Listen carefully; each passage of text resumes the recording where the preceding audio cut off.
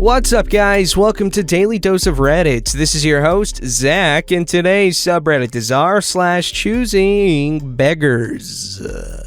Alrighty, guys, this story is about our favorite choosing beggar, and he returns for another story. Another Bob story, the fence. Bob and I share a privacy fence, and 2 years ago we had a windstorm blow it down. Typically, there are no rules for who is responsible for repair, but since I had originally paid for the fence, it was mine and I did not mind repairing it. Well, until Bob got involved. I decided to replace the whole thing. It was old and dark brown, it did not have a lot of life left in it anyways. But before I can get started, Bob is at my house wanting to know when we are gonna fix his fence. I politely remind him the fence belongs to me and that I will fix it when I get around to it. This is not good enough for Bob because of Bob's dog. For some reason, he thinks I am responsible for his dog having a fence, and this should constitute an emergency on my part. We go back and forth about the urgency of the matter, and he finally agrees to help me rebuild my fence, but I still have to pay for the materials. First, I demo the old fence by myself without any help from Bob. He conveniently disappears the first weekend we agree to start the project. He literally shows up as I am stacking the last of the old fence by the street for curbside pickup. We get bulky item pickup in my area twice a year, and I got lucky with the timing and could leave it neatly stacked by the street. Bob sees the stack of wood, and I can see the gears in his head turning. Bob takes a picture and advertises it on Craigslist. Then, without asking me, he starts moving it all to his yard. This guy spends 2 weeks trying to sell a pile of old fence pickets and misses a bulky item pickup day. Then he finally gives up and decides to drag it all back to the curb in front of my house. We had words about this, and it was a bit heated at times. My position on the issue was, you wanted the wood, now it is your problem, not mine. We went back and forth a while, and he begrudgingly stacked the wood right on the property line between our houses. The very next day, 2 Mexicans in a truck show up, decide they want the wood, and start loading it up on their truck. Bob sees this, runs out front, and starts yelling at them that it is his wood and it's not free. They throw the few pieces they had in the truck on the ground and drove off. Bob can't stand that someone would get something for free, and no matter how much I try to convince him to just let it go, he won't. So I prod him a little and tell him they will just come back when he is at work and take it anyway. My intent being for him to drag it all back into his yard. So what does Bob do? He gets a saw and cuts all the pickets in half and leaves a giant pile of cut pickets in his yard at the curb. Rather than let them take it for free, he ruins it for them.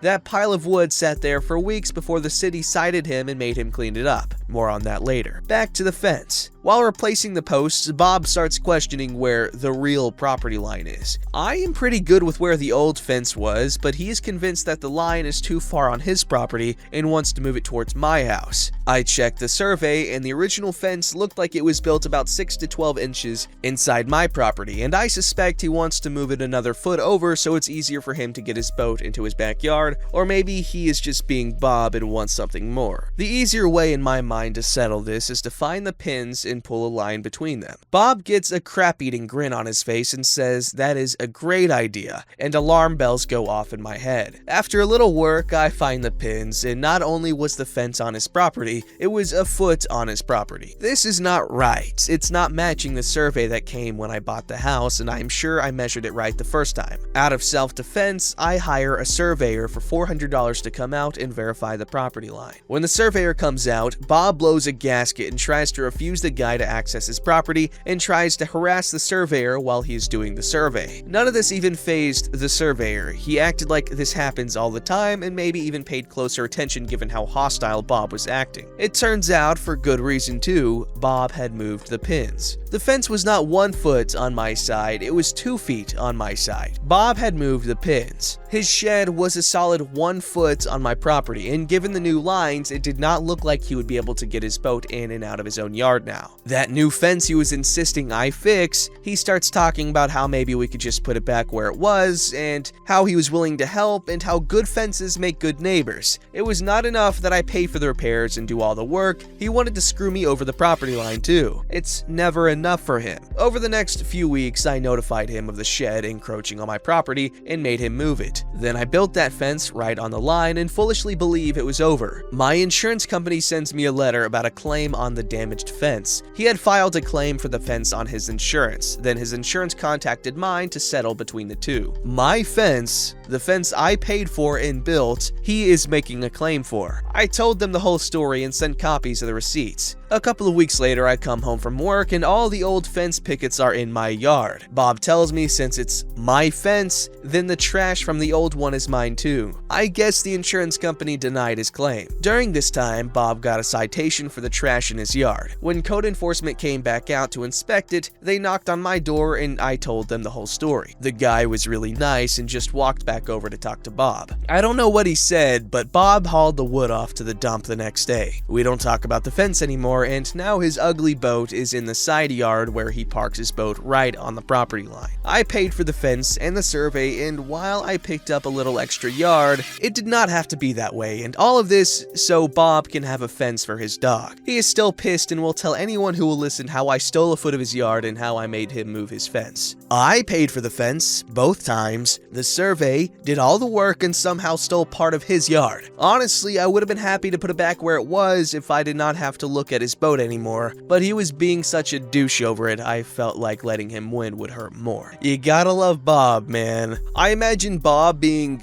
Mary Jane's dad from the original Spider-Man, Sam Raimi Spider-Man. And I think that's just like the perfect representation of Bob's character, except less of a jerk, as her dad is a horrible person in that movie. But like, you know, a wife beater and like a bald head and like that New England accent.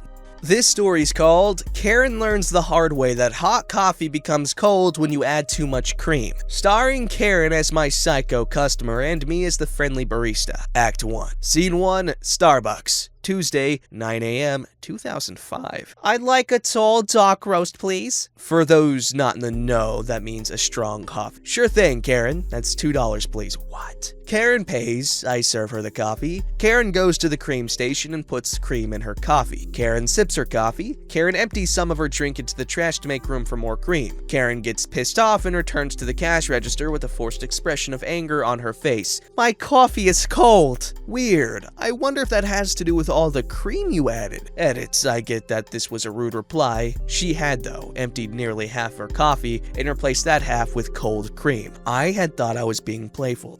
How dare you speak to me that way? If your coffee hadn't been so strong, I never would have had to add so much cream in the first place. My apologies, Karen. How about I give you a cup of the lighter roast instead? Are you suggesting I can't handle my coffee? Not at all. I just think this flavor will be more to your liking. I'd be happy to offer you a small free sample so you can taste it first. No, just pour me another cup of the dark roast, but leave more room for cream. Sure thing, Karen. Karen exchanges her creamy disaster for a fresh cup of dark coffee with extra room for cream. Karen visits the cream station for a second time and adds some cream. Karen sips her coffee. Karen empties her drink into the garbage to make room for more cream. Karen returns to the cash register again. My coffee is cold again. When was this coffee brewed? I truthfully say 10 minutes ago. No wonder it's so cold. It's old coffee. Anyone in the coffee industry knows that 10-minute fresh coffee is still pretty hot. Are you sure you wouldn't like to try the other coffee? You won't have to add so much cream. If I had wanted the other coffee, I would have asked for it. Is it so hard to serve a coffee that doesn't get cold every time you add cream? What if I served you a drink that's half coffee and half steamed milk? It sounds like that would be right up your alley. I don't drink milk, I only drink cream. Can I do steamed cream?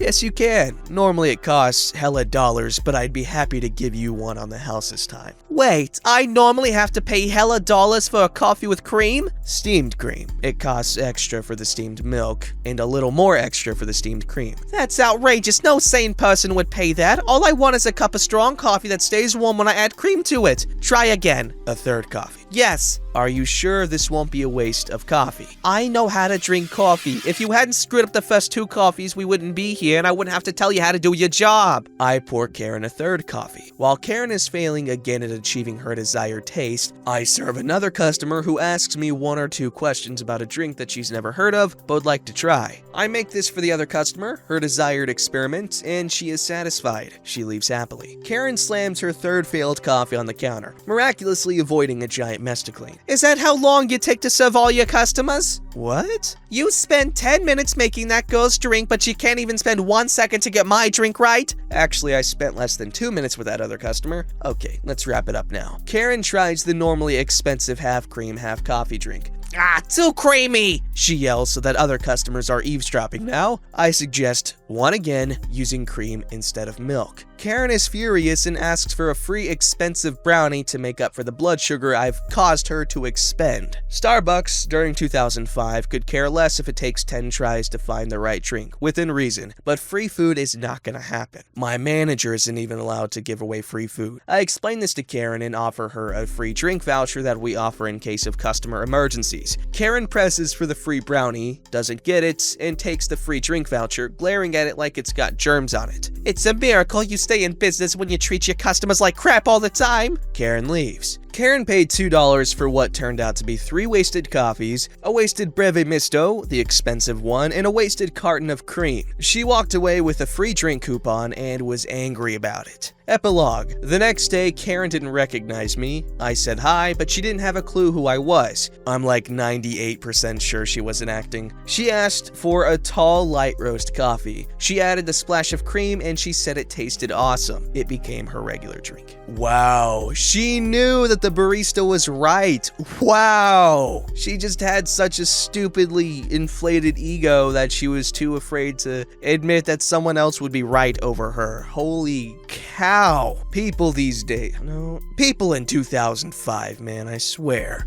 This story's called Choosing Beggar Nursey. For background info, I'm a hospital nurse, so 24/7, 365 type of job. In my particular position, I'm also cross-trained for multiple specialty departments, as well as being able to train new staff and be the head nurse on various units. I get paid more and can make my own schedule with some limits. The catch to all this is that I spend up to 75 hours a week on call, and when I'm called in, I get zero say in where I'll be or if I'm training someone or acting as the head nurse. Also, people always want nurses with my job to cover their request offs because their other coworkers won't. Because of a problem we had with this in the past, if I agree to work for someone else and not where I'm needed, I lose about $13 an hour. Plus, it doesn't count towards my hours for call pay and overtime. Nurse Beggar is aware of all these things, but I recently covered a weekend for a good friend because it was her parents' 50th wedding anniversary and they were having a huge party for it. Apparently, this sent Nurse Beggar's brain into overdrive. Hey, I know you worked for Basti last weekend. If I give you some dates, could you cover them?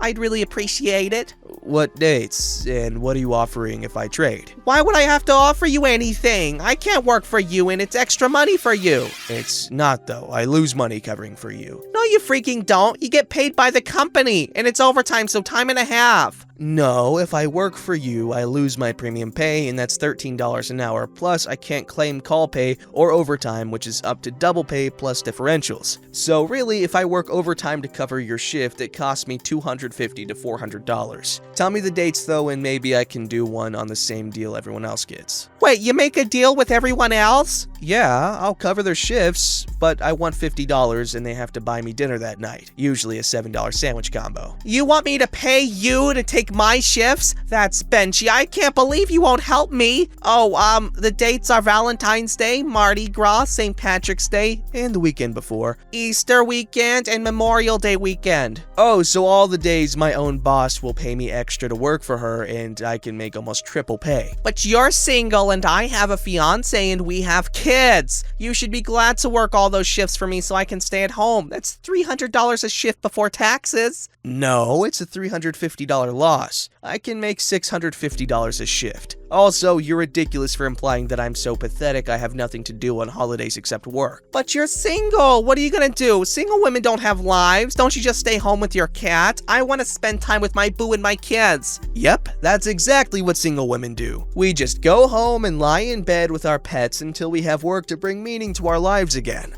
She thinks all single women are Angela from The Office. Don't forget to like, subscribe, and hit that bell to never miss an episode.